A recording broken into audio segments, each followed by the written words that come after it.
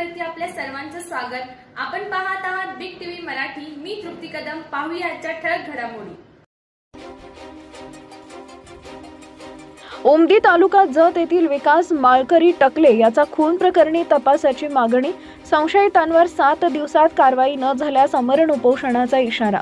जत तालुक्यातील उमदी टकले वस्ती इथं दिनांक 15 डिसेंबर 2024 रोजी झालेल्या विकास माळकरी टकले यांच्या खून प्रकरणाचा सखोल तपास करून संशयित आरोपींवर तातडीने कारवाई करण्यात यावी अशी मागणी नागरिकांनी केली आहे। याबाबत त्यांनी जत पोलीस ठाण्याचे पोलीस निरीक्षक यांना लेखी निवेदन दिले। या निवेदनावर लक्ष्मी मळकरी कुलाळ, सुमन इराप्पा बंडगर राहणार बिरनाळ आणि प्रीताबाई मळकरी टकले राहणार उमदी यांच्या सह्या असून संबंधित आरोपींवर 7 दिवसात कारवाई न झाल्यास पोलीस कार्यालयासमोर आमरण उपोषण करण्याचा इशारा देण्यात आला आहे। 12-13 वर्षापासून जमिनीचा वाद होता। तसेच या निवेदनात नमूद केल्याप्रमाणे अर्जदार क्रमांक 1 ते 3 यांचा संशयित आरोपी सोबत गेल्या 12 ते 13 वर्षापासून जमिनीचा वाद सुरू आहे। या वादातूनच मुख्य आरोपी रवींद्र बंडगर व विराज पांढरे यांच्या माध्यमातून हा खून घडवून आणण्याचा संशय नातेवाईकांनी व्यक्त केलाय। जीवे मारण्याच्या धमक्या खून होण्यापूर्वी व नंतरही संशयित आरोपींकडून वारंवार जिवंत सोडणार नाही अशा धमक्या देण्यात आल्याचं निवेदनात नमूद आहे। खून घडलेल्या दिवशी संशयित आरोपी क्रमांक 2 यांनी मृत विकास टकले यांना गाडीत बसवून जत इथं नेल्याचंही नमूद करण्यात आलंय। संशयित आरोपींची नावं या प्रकरणात खालील व्यक्तींवर संशय व्यक्त करण्यात आलाय। शहाजी नारायण टकले, अनिल नारायण टकले, नंदाबाई संभाजी थोरात, संतोष संभाजी थोरात, सागर शहाजी टकले, सुभाष संभाजी थोरात, सर्व राहणार टकले वस्ती उमदी तालुका जत जिल्हा सांगली।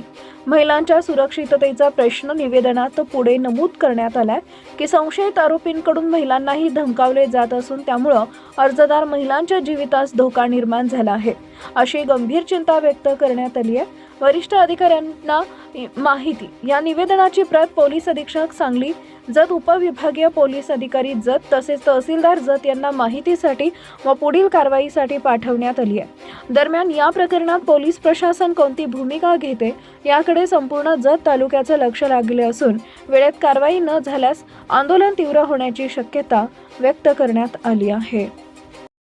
मी विकास टकलेची आई प्रीताबाई मलकारी टकले, गाव उमदी राहणार। माझी जिमनीची तक्रार होती 10 वर्ष।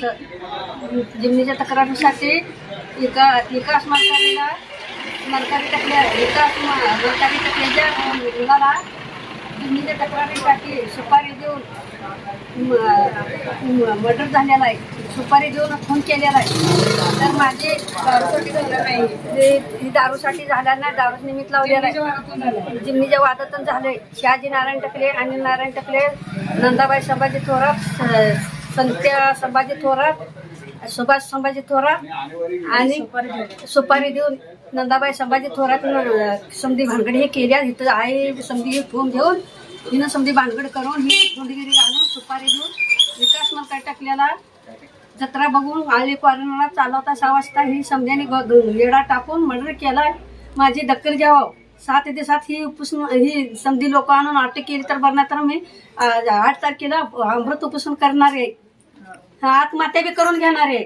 माझा लेख कसा संपवला तसा मी संपणार आहे। माझे न्याय घ्या, माझी दखल। आणि या आरोप्यांना जे केले त्यांना कठोर फाशीची शिक्षा व्हावी अशी आमची मागणी। दारूसाठी नाही, ही वादासाठी सुपारी देऊन पैसे घालून ही पैसे खाऊन माझी न्याय घ्यायला पाहिजे। माझी मला प्रीताबाई मलकारी टकले माझे एकाच मुली गेलेला आहे, माझे न्याय द्यावा हिने। लक्ष्मी मल्हारी कुलाळ, मी विकास मलकारी टकले यांची बहीण आहे। माझ्या भावाचा विकास मलकारी टकले माझे भाव होते।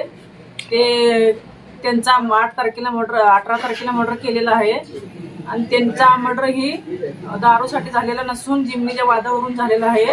याची दखल घ्यावं सरकारने आणि आम्हाला न्याय द्यावा। ह्या आरोपींना सगळ्यांना कठोर तपास करून शिक्षा द्यावं, हितशा आणून चौकशी करण्यात यावं। नंदाबाई संभाजी थोरात, शहाजी नारायण टकले, अनिल नारायण टकले यांनी सुपारी देऊन वारंवार ही अनिल नारायण टकले आमच्या घरी येऊन त्याला बोलवून घेऊन जात होता। त्याचे व्हिडिओ सुद्धा आमच्याकडे आहेत। बोलवायला दारू पिऊन येत होता, आमच्या आई वडिलांना मारायला वारंवार येत होता। त्यांनी असं पिण्यान रचून सुपारी घेऊन इकडे चटमध्ये बुडवून आणून 5 महिने तो घरातून हल्लेला नव्हता. 5 महिन्यानंतर त्यांनी गाडीवर घालून आणून इकडं ते प्लॅन करून सुपारी देऊन त्याचा मर्डर केलेला आहे.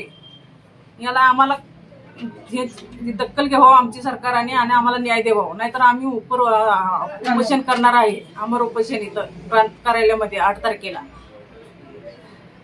बंडगर मी राहणार बिरनाळ. मी विकास टकले यांची बहीण बोलते की माझा भाऊ दारूच्या ह्याच्यातून माझ्या भावाचा खून नाही झाला, ही जमिनीच्या वादातून झालाय. माझ्या भावाला अनिल टकले वारंवार पेटेतून वारंवार गाडीवर घालून हिंडत होता. मी सांगत होती की माझ्या भावाला तू घेऊन हिंडू नको, तू माझ्या भावाचा घातपात करशील, तरी ऐकला नाही तो. माझ्या आईच्या घरी जाऊन तो त्याचा व्हिडिओ देखील आमच्याकडे आम्ही काढून ठेवलेला आहे की चल विकास कुठं आहे म्हणून माझ्या आईला बोलत होता. माझी आई म्हणली विकासचं काय काम आहे तुझ्याबरोबर, अशी बोलली माझी आई. तर त्यांच्या कट्ट्यावर बसून तो हल्ला नाही. तर नंतर त्यांनी माझा भाऊ 5 महिने या जतला फिरकला सकट नाही. आज लास्ट मरायचं त्या दिवशी लास्टला जतला माझा भाऊ आला होता, कारण त्यांनी माझा भाऊ परत त्यांच्या ताब्यात घावणार नाही म्हणून यात्रेसाठी आला होता. ताब्यात घावणार नाही मी प्लॅन रचून त्यांना खंडणी देऊन माझ्या भावाचा ह्यांनी खून केलेला आहे. दारूसाठी नाही केला, यांनी जमिनीसाठी माझ्या भावाचा खून केलेला आहे. ही मी सरकारला कळकळीची विनंती करते की आम्हाला न्याय द्यावं, माझ्या आईला, माझ्या बहिणीला, माझ्या कुटुंबाला आम्हाला न्याय मिळवून द्यावं. आणि ह्या जे आरोपी आहेत त्यांना कठोर कारवाई, फाशीची शिक्षा देखील हो अशी आम्ही न्याय मागतोय सरकारला.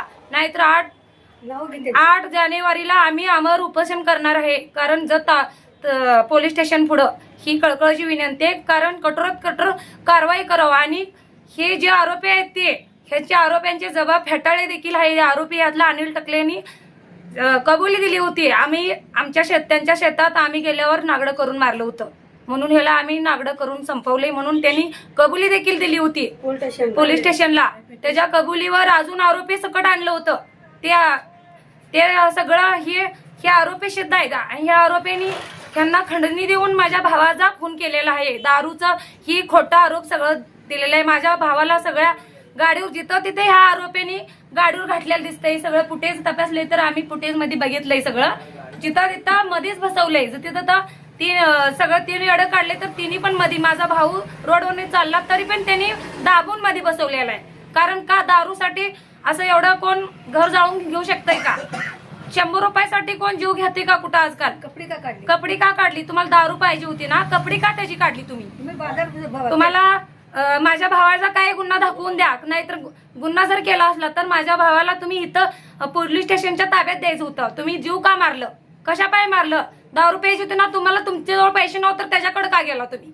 ही कळकळीची विनंती आहे सरकारनं आम्हाला न्याय मिळवून द्यावा आणि कठोर शिक्षा हो या आरोप्यांना.